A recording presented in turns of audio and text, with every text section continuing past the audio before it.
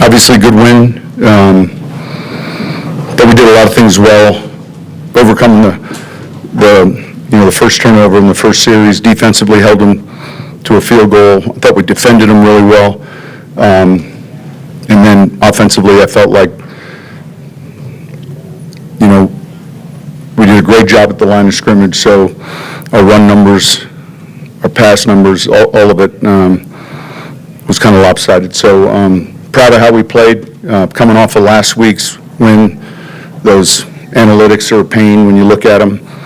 And I'm glad we addressed it at the start of the week. It's a mistake I made years ago, not talking about it. And we just discussed it. And they did the same thing when we were discussing the road game before London. So good win. Any questions? A lot of good obviously offensively, but R.J. Harvey, 3 touchdowns to get Pat Bryant 1, 2. What do those guys just mean, not only today, but as rookies sort of going forward for you? A lot of production from the rookie class. Maybe they read someone's article, I don't know.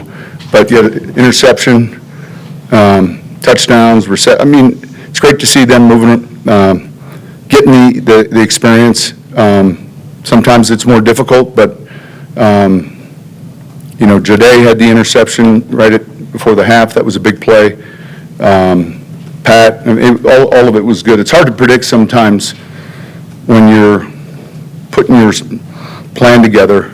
Our video guy, Joe Harrington, we do a hotel tape at night, and the last 11 plays are plays that I think are touchdowns, and he basically gave me the fight song of everybody that was a skilled player, and so we saw a play that we thought Trout might score on. We heard the Dayton fight song, then before the play, and so that they know that, and we saw Central Florida. None of the players knew the name of their fight songs except Mims. But anyway, it was good to see those guys have success. Coach to your left, when you have a performance like that, what does it say to you and to the team about the offensive potential and kind of what this group can do moving forward? And the biggest thing, I thought the work week was uniquely different, and I thought they handled that challenge of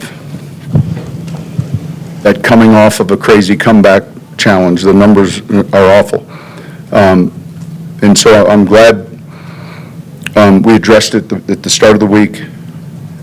Leaving the stadium Sunday last week, I remember reaching out to Tony, and I said, I want the analytics, 5 minute, the whole, and then Joe Harrington literally put it in a 60-second film, every one of those events, and then the following week, the other team taking a knee. And so our guys saw that right away, and they met the challenge, and they played well. So how do you think Adrian Strain and the others sort of handled losing the reigning Defensive Player of the Year? Yeah, I thought pretty good. Proud of them. You don't like to see that happen. You never know when a player goes down, the next man is up. Not going to discuss any of the players that were injured at all, but I was proud of the guys that had to go play when someone went down. Coach, 44 points is the most points scored. Were there any game balls given out after the win, since it was a really big one? So it was the first time we had the Battle of Arkansas between the Jones family and the Walton family. So Kerry and Rob got the Battle of Arkansas game ball. We'll have a chance to look at the tape, but yeah, ownership's been great, and it's a good win. Sean, can you just talk about what you thought were some of the keys in slowing down the NFL's #1 offense? Yeah, fair question. I thought, it's hard to sack him, but I thought we affected him. And that was important. I thought our red zone defense forcing, the very quick sudden change, forcing a field goal.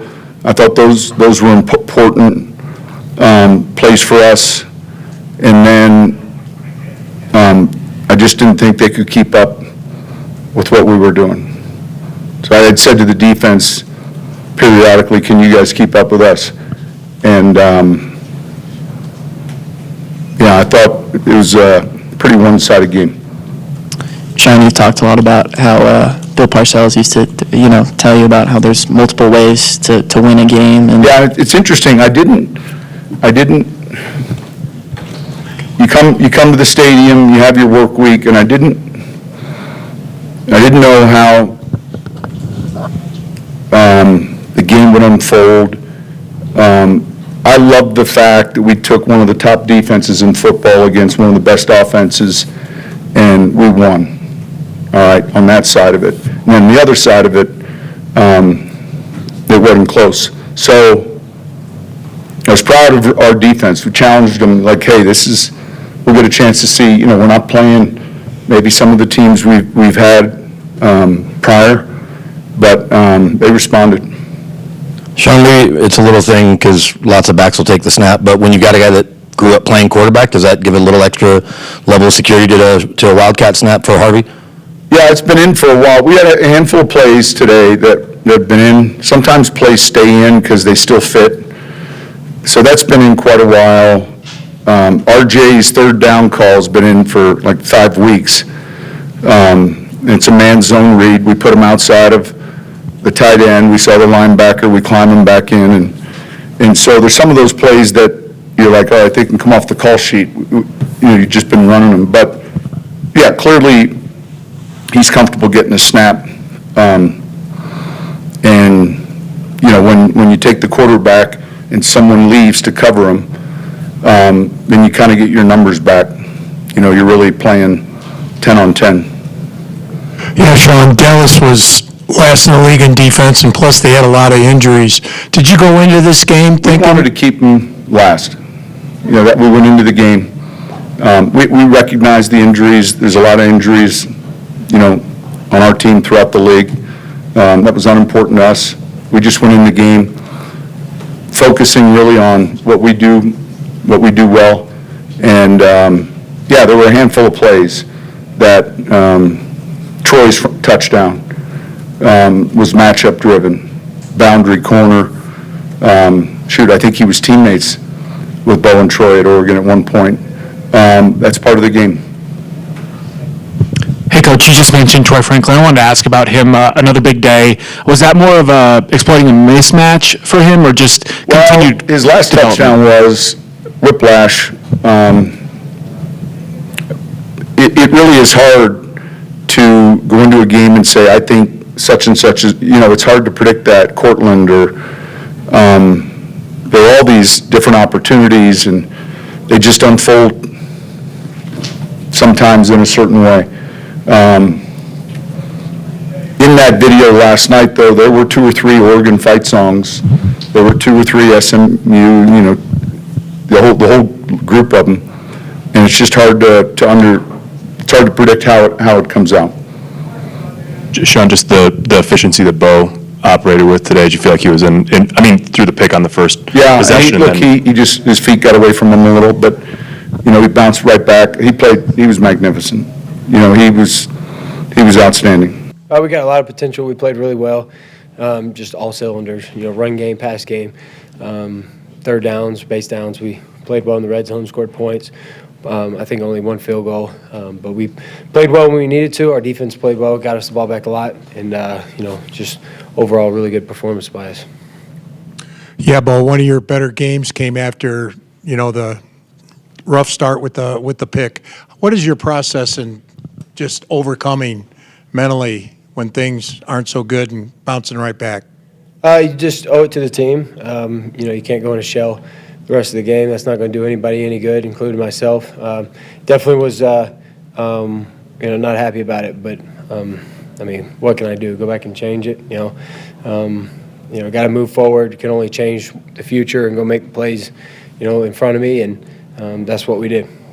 Bo, Wednesday you talked about wanting to translate Wednesday's practice to Sunday. Riley said that this win started on Wednesday and that it was the best week of practice in the 3 years since he's been here. Would you echo that it felt like that good of a week of practice? Yeah, Coach, liked our week of practice. We all thought the urgency was up and, got to go stack weeks and, have similar vibe this week and make sure that we're practicing hard Wednesday, Thursday, and Friday so that we can come out here and, do that performance over and over. And, it's tough when you get, later in the season, bodies get more sore, get banged up. It's tough to stay mentally sharp and mentally tough enough to do it over and over. But, we got good leadership, and that's what we got to do again. Hey, Bo, big performance by a couple of rookies on offense today. What does that say about sort of their development and how much more dangerous the offense can be when they're involved? Yeah, great question. I thought, we're to the point, Pat has played, some good snaps. He's learning. He's getting, better and better each week. RJ, same thing, playing, in different roles, playing more and more. And those guys are starting to just find a good rhythm, understanding more and more and knowing more of what they can do. And I'm proud of them. I'm proud of the work that they're putting in. They're practicing hard. They show up to work. They're great teammates, great team players in the locker room, very humble guys, and just want to make the next play. For Pat, it's his blocking that transitions into his pass catching, and for RJ, it's his route running and ability to get out there and be a more dynamic than just a runner, and that's how he's getting his touches. But really good explosive touchdown by him early today, and just proud of those guys. And same for, you can say about a lot of our guys. A lot of our first and second year guys are playing really well, and then it allows Cortland and Evan to take some of the pressure off them.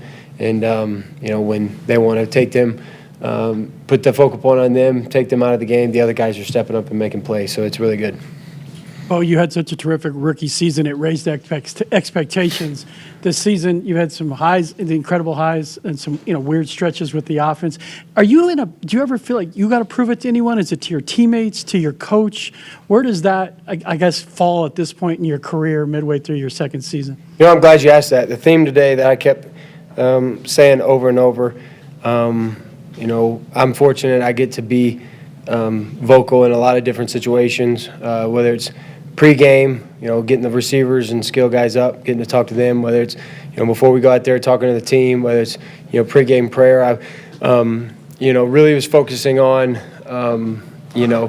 not worrying about what other people think, not worrying about proving it to this, not worrying about proving it to, my family, my friends, not really even the team. I go out there each and every day, play for an audience of one.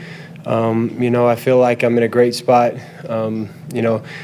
Jesus has given me this ability to go out there and do what I'm passionate about, and really grateful for that. And it's salvation belongs to Him, and so I don't have to go around worrying about what other people think. Doing this for a reporter or a stat or a player or a game or anything, an opponent. I can just go out there and be me and just focus on, my abilities and what I can do to get better and how I can honor the Lord with my platform. And over and over and over, we just reminded the guys today that, you're playing for an audience of one. It doesn't matter what other people think. You've already won. Salvation belongs to the Lord. And when this silly life is done and the game of football is over, I'm going to heaven. And, I feel very confident in that. So that brings you peace? Your conviction and belief brings you peace out here? Yeah, I'm playing with great peace because I know that no matter what happens, I'm in great hands, and the sun's going to come up tomorrow whether I have a great game or whether I have a bad game, and the sun's going to come up the next day and over, and the Lord's still going to be sitting on the throne, and, there's nothing for us to worry about. Bo, to your left. Obviously, Harvey, Franklin, those guys made the plays, but the offensive line, Sean said he felt like you guys kind of dominated up front. Yeah. Just what can you say about what those guys were able to do today? Well, they did. When you run for that much and you run, it felt like we had quick drives. I don't think our time of possession was even very high. It's just we moved it, and we got down there and scored quick, and it wasn't like we had long play after play drives. We just got going early, ran the ball really well. Man, those guys are doing a great job at the point of attack right now. We're running at people, and we're just doing a good job of getting a hat on a hat, and our backs are doing a great job of making guys miss when there's an extra guy, and we're making explosive runs. And that was the biggest thing for today is early on we were able to run 8, 9, 10 yards a carry, and I know that's probably not the statistic, but when you're doing that every once in a while on a drive, it changes things.